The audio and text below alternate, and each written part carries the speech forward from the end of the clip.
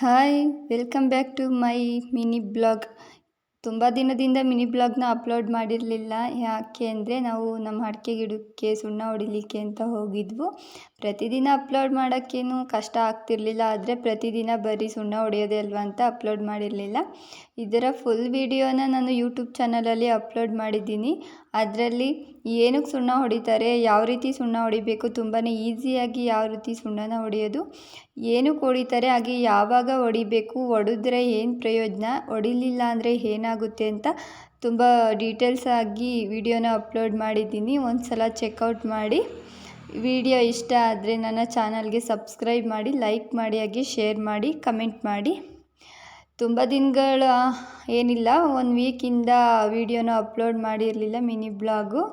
ಸುಣ್ಣ ಹೊಡೆದಾಯಿತು ನೆನ್ನೆಗೆ. ಅಮ್ಮ ಇರಲಿಲ್ಲ, ಅದಕ್ಕೆ ನಾನೇ ಸುಣ್ಣ ಹೊಡೆಯೋಣ ಅಂತ ಹೋಗಿದ್ವು. ನಾನು ನಮ್ಮ ಮನೆಯವರು ಇಬ್ಬರು ಸೇರಿಕೊಂಡು ದಿನ 2 ಲೈನು 3 ಲೈನು 8 ಲೈನು ಈ ಥರ ಹೊಡೆದು ಬರ್ತಾಯಿದ್ವು. 4 ದಿನ ಆಯಿತು ಸುಣ್ಣ ಹೊಡೆಯೋದು.